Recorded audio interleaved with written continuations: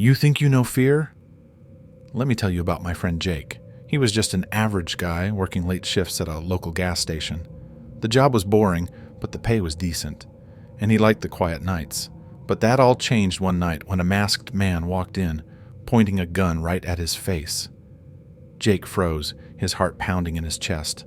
The man didn't say much, just demanded the cash in the register.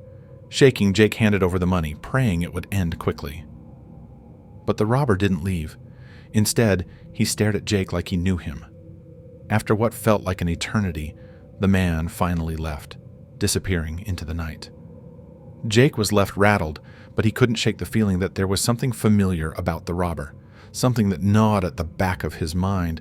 He tried to brush it off, but the nightmare started soon after. In his dreams, Jake was the one wearing the mask, holding the gun. He could feel the cold steel in his hand, the rush of adrenaline as he pulled the trigger. Every night, the dream was the same.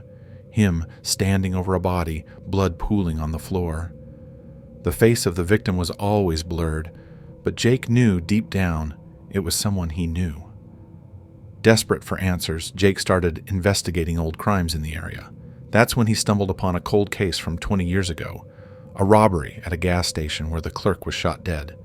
The details sent chills down his spine. It was the same gas station where he worked. The killer was never caught, but there was a sketch of the suspect.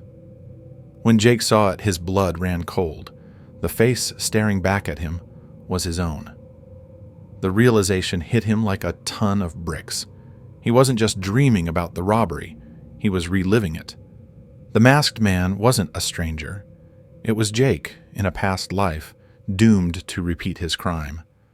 That night, Jake quit his job and vanished, leaving behind a note that simply read, "I'm sorry."